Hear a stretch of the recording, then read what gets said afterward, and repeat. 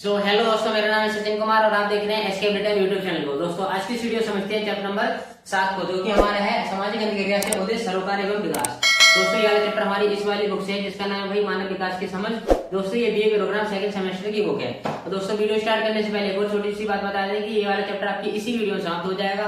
तो वीडियो को भाई एकदम ध्यान से देखें और कॉपी पेन लेकर के बैठ जाएं और जो भी आपको मेन पॉइंट देखिए, ठीक है, जो भी नोट करने वाला आपको लगे तो भाई उसको नोट कर लेना और आराम से अपना एग्जाम दे देना जाकर। ठीक है, चलिए भाई समझ लेते हैं आज की वीडियो का पहला टॉपिक क्या है। तो भाई पहला टॉपिक है भाई सामाजिक अंतक्रिया।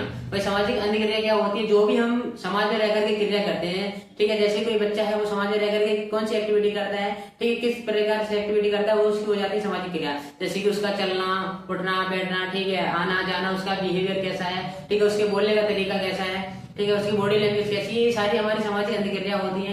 ठीक है, अब यहाँ पर देखो सामाजिक अंतक्रिया मनुष्य के जीवन और उसके विकास की एक बुनियादी है। ठीक है, जो भी हम सारी चीजें कहाँ से सीखते हैं भाई? समाज से सीखते हैं। ठीक है, जो भी हम अपने अंदर नॉलेज लेते हैं, ठीक है, वो हमने कहाँ से नॉलेज लिया? समाज से ली है। ठीक है, लोगों किस चीज को अच्छा मानते हैं, किस चीज को बुरा मानते हैं, ये सब हमें कौन सिखाता है भाई? समाज सिखाता है। क्या दंडनीय है, क्या दंडनीय नहीं है, ये भी हमने क्या समाज से सीखा है। क्या आपराधिक है, क्या आपराधिक नहीं है, ठीक है, ये इन सभी चीजों के बारे में हमने समाज से सीखा है। तो ये समाज का एक बुनियादी चीज है जो कि हमें जो भी दैनिक जीवन की चीजें सिखाता है। ठीक है दोस्तों, अब यहाँ देखो, जब व्यक्ति दूसरों के साथ जुड़ता है, जब व्यक्ति क्या करता है, एक के साथ दूसरे के साथ संबंध अपने बनाता है, जुड़ जाता है, ठीक है, विचार विमर्श करता है, संवाद करता है, तो सामूहिक गतिविधियों में भाग लेता है, तो उससे कई प्रकार के सरोकार तथा विकास की उत्पन्न हो जाते हैं। ठीक है, जब व्यक्ति रहेगा, ठीक है, उसका वो समाज में रह करके अपना सहयोग करेगा, ठीक है, अपना कंट्रीब्यूशन देगा और उसके बाद में सहयोग करेगा, भाग लेगा अलग अलग एक्टिविटीज में, लोगों के साथ वो प्रतिस्पर्धा भी करेगा। ठीक है, लोगों के उसमें आगे निकलने की होड़ भी हमेशा बनी रहती है। ठीक है, जैसे कि क्लास में आप लोगों ने देखा भी होगा कि काफी सारे बच्चे पढ़ते रहते हैं जिनको की क्लास में हमेशा टॉप करना होता है। ठीक है, तो उनमें हमेशा बच्चों में एक होड़ की भावना होती है। ठीक है, हालांकि वो बच्चे सहयोग भी करते हैं, यानी सभी का अपना अलग अलग मतभेद होता है। ठीक है, बाकी सभी अपनी भाषा सीखते हैं, सभी अपने कॉन्सेप्ट क्लियर करते हैं। ठीक है, तो सभी का अलग अलग नजरिया भी होता है। अब यहाँ पर भाई जान लेते हैं कि सामाजिक अंतक्रिया से उदित सरोकार क्या है, इनको समझ लो। तो सामाजिक सरोकार है जहाँ भी हमने समाज से चीजें सीखी हैं। ठीक है, जैसे कि भाषा का सृजन हो गया और उसके बाद में आर्थिक सरोकार, जो भी हम रोजगार से संबंधित या फिर वित्तीय चीजें के संबंधित जो भी चीजें हम सीखते हैं वो हमारा हो जाता है आर्थिक सरोकार। ठीक है, सांस्कृतिक सरोकार, भाई इसमें हम कल्चर की बात करेंगे कि किस देश की संस्कृति कैसी है, ठीक है, यहाँ पर कौन सी परंपराएं हैं, ठीक है, यहाँ पर किन चीजों की मान्यता ज्यादा है, ये सब हमने सांस्कृतिक परंपरा में सीखते हैं। ठीक है, सांस्कृतिक सरोकार में सीखते हैं। यहाँ पर देखिए भाई शैक्षिक सरोकार के अंतर्गत हम सीखते हैं कि बच्चा एजुकेशन को किस वे में लेता है, ठीक है, और उसमें एजुकेशन उसका किस प्रकार से विकास करती है। ठीक है, बच्चे के लिए क्या क्या उपक्रम लेकर के आए गए हैं। ठीक है, तो नैतिक सरोकार हमारे मोरल वैल्यूज को डिफाइन करता है, जिसमें कि हमें किस तरह से बोलना है, ठीक है, किस तरह से हमारी बॉडी लैंग्वेज होनी चाहिए, हमारा बिहेवियर कैसा होना चाहिए, हमें अपने राष्ट्र के प्रति वफादार होना चाहिए, राष्ट्र का सम्मान करना चाहिए। ठीक है, हमारे सब नैतिक वैल्यूज होने चाहिए। ठीक है, और इसका जो भी लोकतंत्र है, ठीक है, लोकतंत्र है हमारा, उसके बाद उसमें भी अपनी भूमिका निभाना है, अपनी देश में अपनी भूमिका निभाना है। ठीक है, जैसे कि हमारा भी देश के इतिहास में एक नाम हो। और उसके बाद राजनीतिक सरोकार में आ जाते हैं, जैसे कि जो राजनेता होते हैं वो आपस में मुठभेड़ करते हैं। ठीक है, वहां से वो राजनीति फैलाते हैं और उसके बाद में अपना एक देश भी चलाते हैं। ठीक है, तो सामाजिक अंतक्रिया से होने वाला विकास, इसको भी जान लो। सामाजिक अंतक्रिया है, जो समाज में अंतक्रिया चल रही है, ठीक है, जो 2 लोगों की या 4 लोगों की या पूरे समुदाय के बीच में जो भी क्रिया चल रही है, उससे क्या विकास होता है, क्या लाभ होता है, इन सभी को समझेंगे। तो इससे क्या होता है भाई? व्यक्तित्व का निर्माण। ठीक है, व्यक्तित्व यानी जो भी कोई व्यक्ति है, जो भी कोई मान लो कि एक बच्चा है, बच्चा के अंदर पूरा जो है, ठीक है, वो धीरे धीरे कहाँ से चीजें सीखेगा? अपने समाज से सीखेगा। ठीक है, तो उसके व्यक्तित्व का विकास होगा। बच्चे को अच्छे से बोलना आ जाएगा, अच्छे से चलना करना आ जाएगा, अच्छे से उठना बैठना आ जाएगा। ठीक है, उसकी बॉडी लैंग्वेज अच्छी बन जाएगी, उसका बिहेवियर अच्छा हो जाएगा। ठीक है, उसके नैतिक वैल्यूज बढ़िया हो जाएंगे। ये सारी चीजें बच्चे ने कहाँ से सीखी? अपने समाज से सीखी है। तो उसको ये पता होगा कि हमारे लिए क्या चीज सही है, क्या चीज गलत है। ये सारी चीज हमें कौन? समाज सिखा देता है। सामाजिक विकास, यहाँ पर उसका समाज में रहकर के सामाजिक विकास हो जाता है। लोगों के साथ उसके अच्छे संबंध बनते हैं, लोगों के साथ उसके बुरे संबंध बनते हैं। ठीक है, कोई इसके लिए एकदम सर्वोपरि होता है, कोई इसके लिए बिल्कुल नकारात्मक होता है। ठीक है दोस्तों, सांस्कृतिक विकास, यहाँ पर बच्चा समाज में रहेगा तो समाज में भाई कई तरह के समुदाय रहते हैं। ठीक है, कई तरह की कम्युनिटीज रहती हैं, कई तरह के धर्म रहते हैं, कई तरह की प्रजातियां रहती हैं। तो यहाँ पर वो उसका सामाजिक विकास भी होता है। ठीक है, और उसका भाषाई विकास भी होता है, जो समाज में जो रहेगा, ठीक है, तरह तरह की भाषा सीखेगा। ठीक है दोस्तों, अब यहाँ पर भाषी विकास हो गया। नैतिक विकास भी इसी से रिलेटेड है कि जो बच्चा समाज में रहेगा तो समाज के नैतिक मूल्यों को सीखेगा, मोरल वैल्यूज को सीखेगा, जिससे कि उसका नैतिक और चारित्रिक विकास होगा कि उसको पता लग जाएगा कि हमें क्या चाहिए और क्या नहीं चाहिए और हमारे लिए क्या आवश्यक है, क्या अनावश्यक है।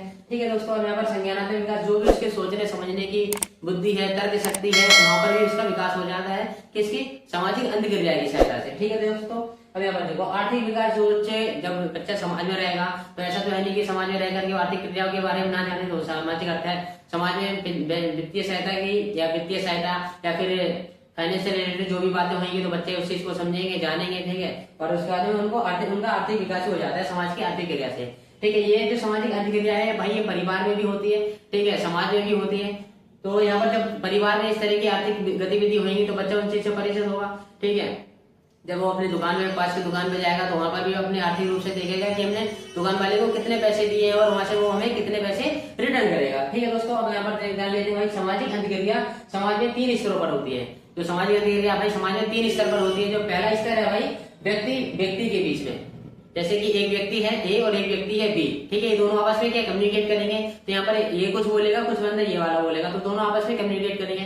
ठीक है दोस्तों, तो इन दोनों के बीच में सामाजिक अंतक्रिया हो रही है। कुछ इसके विचार होंगे, कुछ इसके विचार होंगे, दोनों आपस में डिबेट भी करेंगे, आपस में साझा भी करेंगे, एक दूसरे का सामान, एक दूसरे का सहयोग भी करेंगे। ठीक है, एक दूसरे को भावनात्मक रूप से भी जानेंगे। ठीक है, एक दोनों दूसरे का साइंटिफिक दृष्टिकोण समझेंगे। ठीक है, उनका लोगों का नजरिया एक दूसरे का समझ सकेंगे। ठीक है, देन जब व्यक्ति के बीच में संवाद होगा। ठीक है, जैसे कि आपका दोस्त, ठीक है, और आप दोनों में एक अच्छी सी एक बॉन्डिंग है। ठीक है, एक अच्छी बॉन्डिंग बन जाती है। आप अपने दोस्त के बारे में जानते हो, आपका दोस्त आपके बारे में जानता है। ठीक है, व्यक्ति और समूह के बीच में यहाँ पर एक पर्सनल, एक इंडिविजुअल, एक व्यक्ति और एक पूरा समूह है। जैसे कि मान लो कि एक लीडर है और इसका पूरा एक समूह है जो कि उसके नीचे काम कर रहा है। तो दोनों जो व्यक्ति है ये वाला और उसका इधर पूरा एक समूह है, दोनों आपस में क्या जुड़े हैं। ठीक है, उसका एक दूसरे से कम्युनिकेट करेंगे। ये वाले बंदे इससे पूछे कि हमें क्या करना चाहिए, ये इनको गाइडेंस देगा। ठीक है, या फिर ये कुछ उसको सुझाव देंगे। तो इस तरह से लोग आपस में कम्युनिकेट करते हैं। यहाँ पर एक और पॉइंट है कि भाई तीसरा समूह में के बीच। ठीक है, आप लोगों ने देखा होगा मैच में, ठीक है, तो वहां पर क्या समूह होते हैं जो कि एक दूसरे को गाइड करते हैं। ठीक है, कुछ एक दूसरे समूह से सीखते हैं। अगर कोई समूह अगर हार जाता है या पीछे हो जाता है तो वो बराबर वाले समूह से या सामने वाले समूह से सीखता है और समझता है और अपने लाइफ में आगे बढ़ जाता है। अब भाई हम इसके आगे देखते हैं कि सामाजिक अंतक्रिया के सिद्धांत क्या होते हैं। तो देखो सहयोग का सिद्धांत यहाँ पर सामाजिक अंतक्रिया का पहला सबसे बड़ा और महत्वपूर्ण सिद्धांत यही है कि हमें समाज में रह करके एक दूसरे का सहयोग करना आना चाहिए। ऐसा नहीं हो कि हमें लोगों की लात पकड़ के नीचे गिरा रहे हैं और उसके बाद हम खुद आगे बढ़ रहे हैं। ठीक है, तो ये तो गलत हो जाएगा। ठीक है दोस्तों, अब प्रतिस्पर्धा का सिद्धांत समाज में है। ठीक है, तो यहाँ पर प्रतिस्पर्धा भी लगी रहती है, यानी कोई बहुत ज्यादा समाज में आगे बढ़ने की हमेशा होड़ होती है कि मैं ज्यादा आगे बढ़ूंगा कि आप ज्यादा आगे बढ़ोगे। तो हमेशा इस चीज की होड़ रहती है। आपने लोगों ने वाली चीज क्लास में भी अपने नोट करी होगी। ठीक है, अपने बचपन में भी देखा होगा, अपने परिवार में भी देखा होगा, अपने भाई बहनों के बीच में भी देखा होगा। ये वाली चीज जो प्रतिस्पर्धा की भावना है ये भाई हर जगह होती है, हर बार विद्यमान हर जगह है ये वाली प्रतिस्पर्धा की भावना। ठीक है, अब अगला देखो संघर्ष का सिद्धांत। जो संघर्ष है ये भी हमेशा पर्याप्त रूप से चलता रहता है। अनुकूलन का सिद्धांत हमें समाज में रह करके किस प्रकार से चीजों को एकदम से एडजस्ट करना है ताकि जो भी हमें समस्या प्राप्त होती है तो उसका बढ़िया से समाधान हो सके, उनका हल निकाला जा सके, उनके अच्छे से सॉल्यूशन किया जा सके।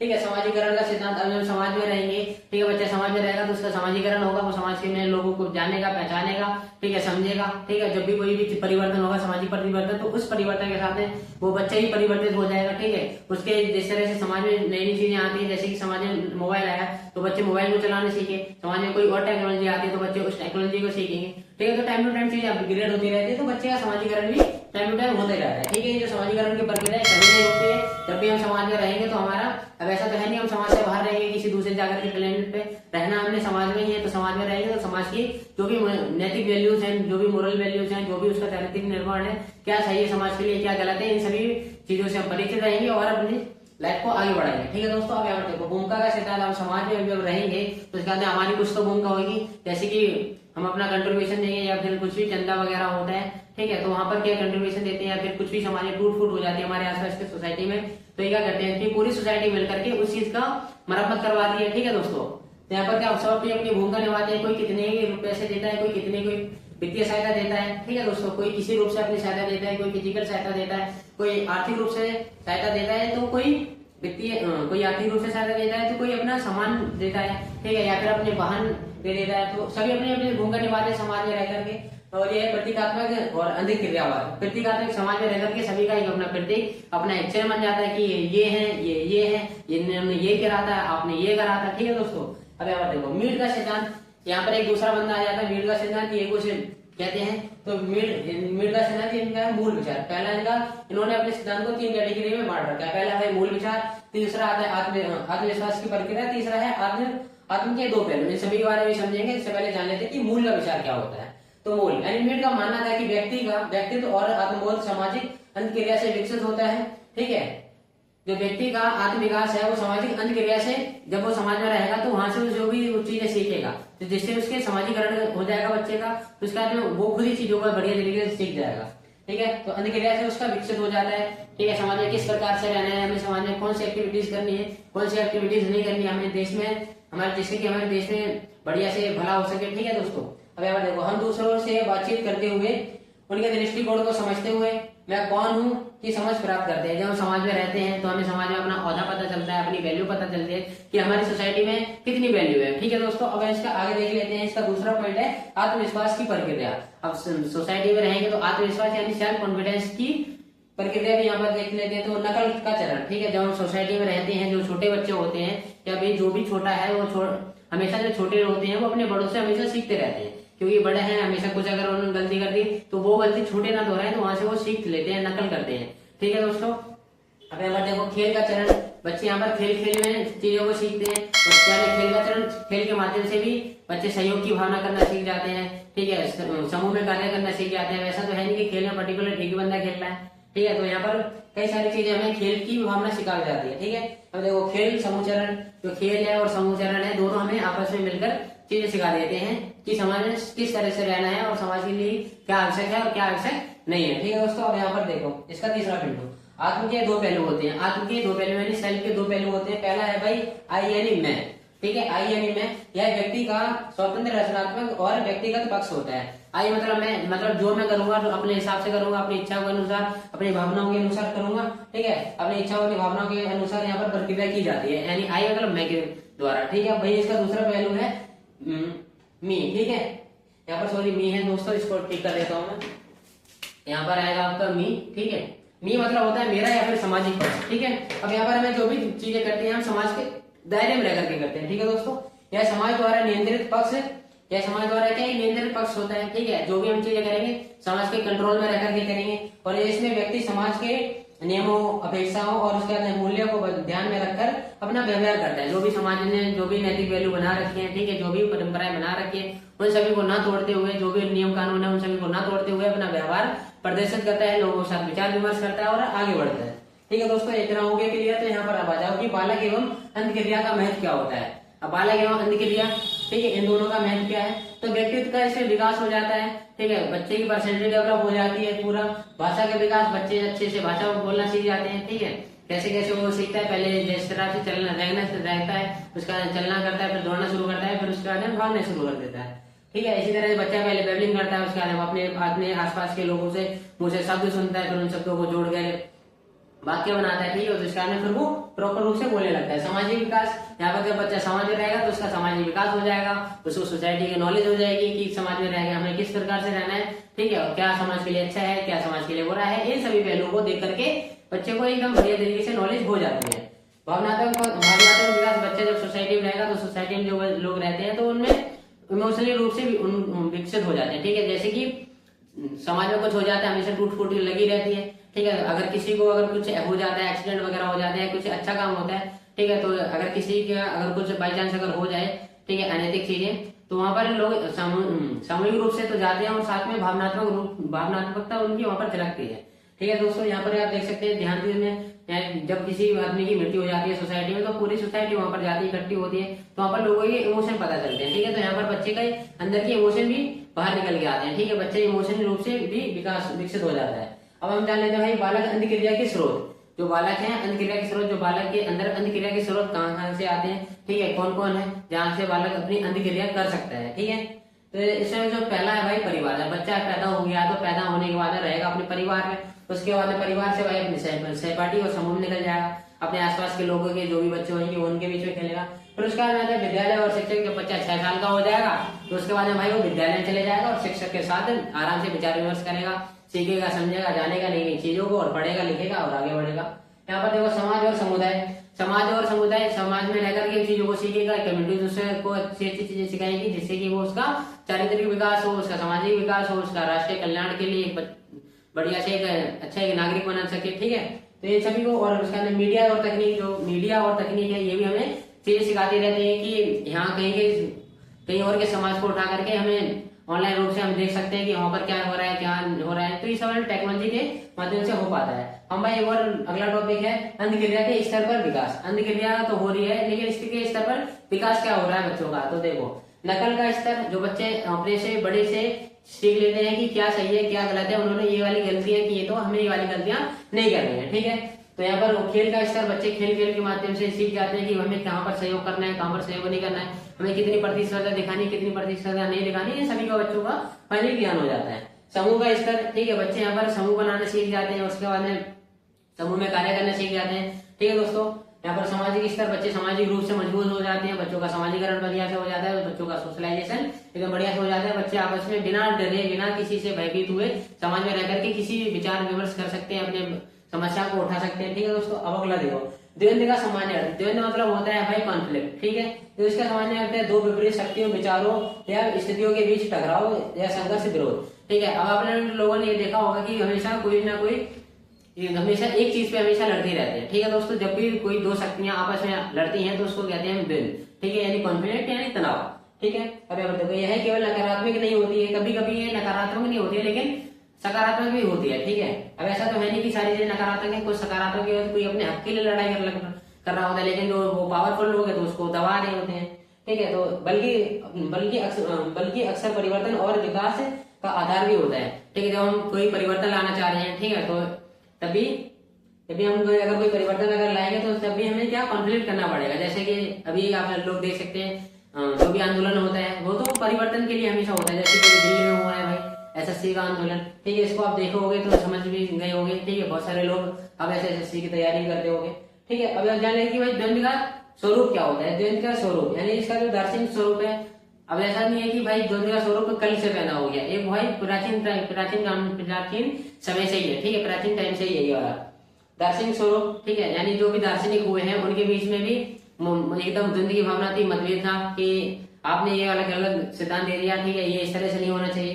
ठीक है, तो इनमें आपस में मतभेद। और उसका सामाजिक स्वरूप, समाज में भी आप लोगों ने देखा होगा कि शर्मा जी वर्मा जी से लड़ रहे हैं, वर्मा जी शर्मा जी से लड़ रहे हैं, तो इन दोनों में आपस में हमेशा मतभेद बना रहता है। ठीक है, पर्टिकुलर एक एग्जाम्पल दिया हूँ, कोई व्यक्तिगत किसी से वो नहीं है।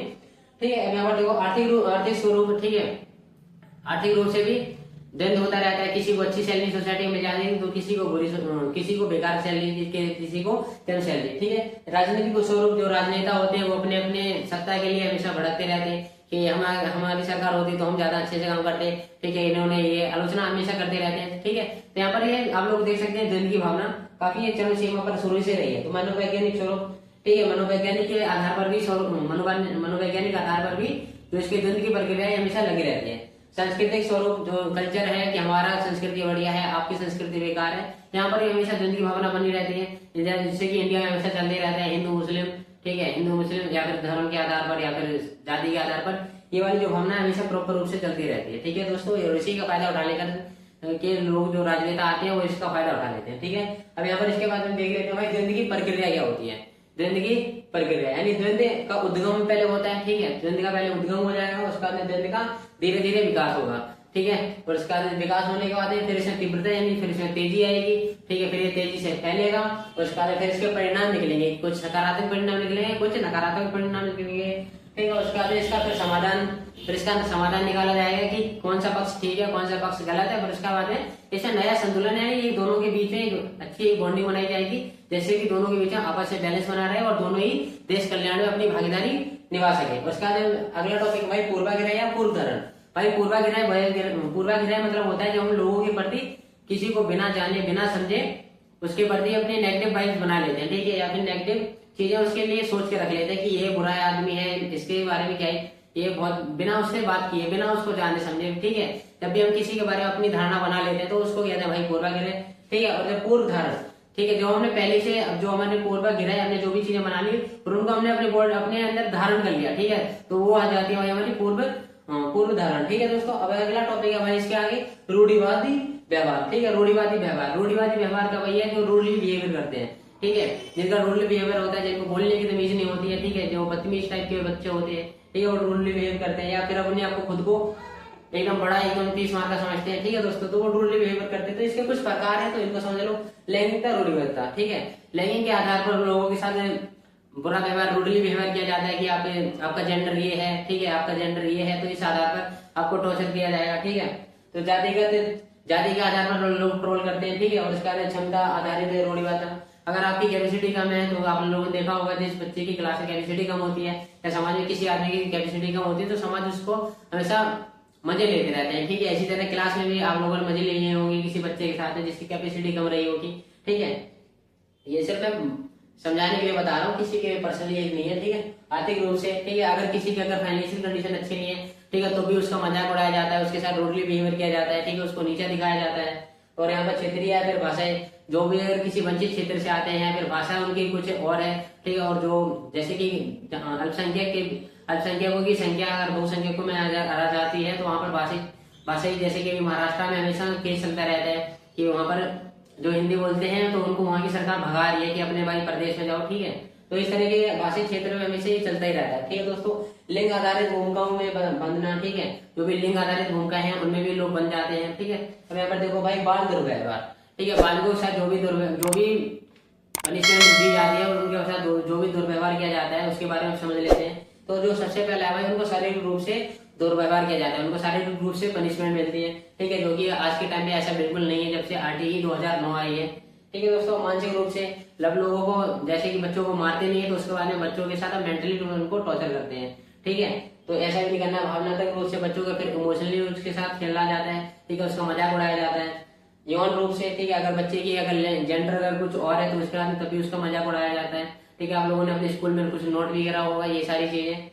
अपने क्लास में उपेक्षा, ठीक है, अगर बच्चे की उपेक्षा ज्यादा है लेकिन उसको मिल कम रहा है या फिर जितनी उसको मिलना चाहिए उतना भी उसको नहीं मिल पा रहा है, तब भी यहाँ पर लोग उसका मजाक बनाते हैं, ठीक है। यहाँ पर आर्थिक शोषण, बच्चा अगर फाइनेंशियल अगर वीक है तो उसका तब भी उसका मजाक बनाया जाता है, ठीक है। ये सारी चीजें आप लोगों ने अपने समाज में देखी होंगी, समझी होंगी, अपने परिवार में देखी होंगी, ठीक है, या फिर अपने स्कूलों में देखी होंगी या फिर आसपास की कम्युनिटीज में देखी होंगी या फिर न्यूज चैनल पर ये सारी चीजें सुनी होंगी, ठीक है दोस्तों। तो इसी के साथ हाँ दोस्तों, अब एक और टॉपिक रहता है जो कि हमारा है हिंसा। हिंसा में क्या होती है, जब भी हम कोई अनैतिक चीजें करते हैं, जैसे कि एक ऐसा व्यवहार जिसमें किसी व्यक्ति, समूह या समाज के प्रति शारीरिक, मानसिक या फिर भावनात्मक नुकसान पहुंचाना ही हमारा हिंसा कहलाता है। जब भी हम किसी को शारीरिक रूप से, मानसिक रूप से, जब भी किसी को या फिर भावनात्मक रूप से, ठीक है, जब भी किसी को टॉर्चर करते हैं, ठीक है, या फिर उसको ठेस पहुंचाते हैं तो भाई वो हिंसा कहलाती है, ठीक है दोस्तों।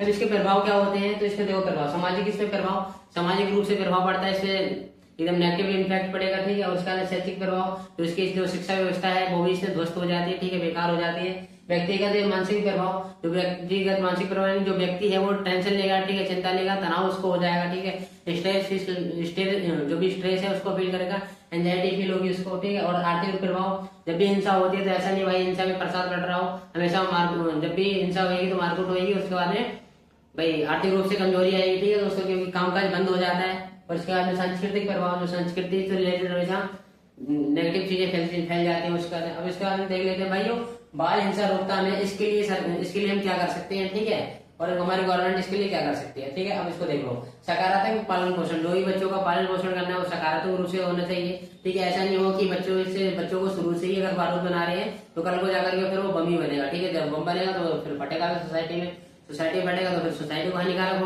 हानिकारक है, सोसाइटी के लिए, फिर देश के लिए भी हानिकारक होगा। तो इसलिए बच्चों का भाई सकारात्मक पालन पोषण भी करना है। और इसके बाद सकारात्मक संवाद, जो बच्चों के साथ जो भी कम्युनिकेट हो रहा है, ठीक है, जो भी बच्चों के साथ कम्युनिकेशन कर रहे हैं वो सकारात्मक होना चाहिए, ठीक है। नेगेटिव अगर होगा तो बच्चे के अंदर नेगेटिव चीजें आएंगी, उसके बाद वो उन्हीं को इम्प्लीमेंट करेगा अपनी रियल लाइफ में, ठीक है दोस्तों। अब देखो कड़ी निगरानी, जो भी बच्चे हैं उनकी कड़ी निगरानी रखनी चाहिए, ठीक है, जिससे कि बच्चे नियंत्रण रहे, कंट्रोल में रहे और बच्चा अपने हाथ से ना जाना पाए। क्रोध नियंत्रण, जो भी बच्चे को क्रोध अगर आता है तो उस पर नियंत्रण होना चाहिए, कंट्रोल होना चाहिए। पेरेंट्स का अगर वो ऐसा नहीं कर पा रहे हैं तो उसके बाद बच्चा उनके हाथ से निकल गया है, ठीक है। और देखो बाल हितैषी नीति, बच्चों के साथ एकदम फ्रेंडली होना चाहिए, ठीक है। और उसके बाद में यही उसी नीति पर ये काम भी करते हैं। शिक्षक प्रशिक्षण, जो टीचरों का ट्रेनिंग है लोकल ग्राउंड लेवल पर होना चाहिए। जैसे कि जब टीचर जाएगा ट्रेनिंग पर तो उसके बाद में वो वहाँ पर बच्चों को जानेगा, पहचानेगा, समझेगा और उसके बाद में उनको अपना जैसा समझेगा, ठीक है, जो ताकि जो टीचर और बच्चे के बीच में जो भी एकदम भयभीत करने वाली जो एक भावना होती है वो बिल्कुल खत्म हो जाएगी। ठीक है दोस्तों, तो जिससे कि इस तरह की एक्टिविटीज होंगी ही नहीं, क्योंकि जो टीचर होता है वो भाई एकदम भगवान का रूप होता है। ठीक है, जो भी वो बच्चों को सिखाता है, ठीक है, बच्चे उसको अपना भगवान मानते हैं। ठीक है दोस्तों, अब यहाँ पर देखो सकारात्मक अनुशासन।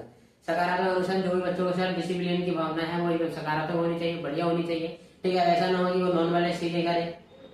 सहयोग और खेल, बच्चों के अंदर सहयोग की भावना पैदा करनी चाहिए। उसके बाद जब भी उनको खेल कराएं तो खेल के अंदर तो उनको बताएं कि सभी का हमें सहयोग करना है और सभी को हमें एक समान समझना है, किसी के साथ मतभेद नहीं करना है। ठीक है, जागरूकता अभियान, बच्चों के साथ बच्चों यानी सोसाइटी में पूरा जागरूकता अभियान करना है ताकि बच्चे के अंदर हिंसा के प्रति कोई सी भी हिंसा की चीजें बिल्कुल भी ना आए। ठीक है दोस्तों, सुरक्षित वातावरण, बच्चों को एकदम सुरक्षित वातावरण भी देना। अगर बच्चे को शुरू से अगर आतंकवादी अगर वातावरण मिल जाएगा तो फिर नेक्स्ट टाइम में वो आने वाला आतंकवादी भाई बच्चा ही बनेगा। ठीक है, इसलिए उसको सुरक्षित वातावरण भी देना है।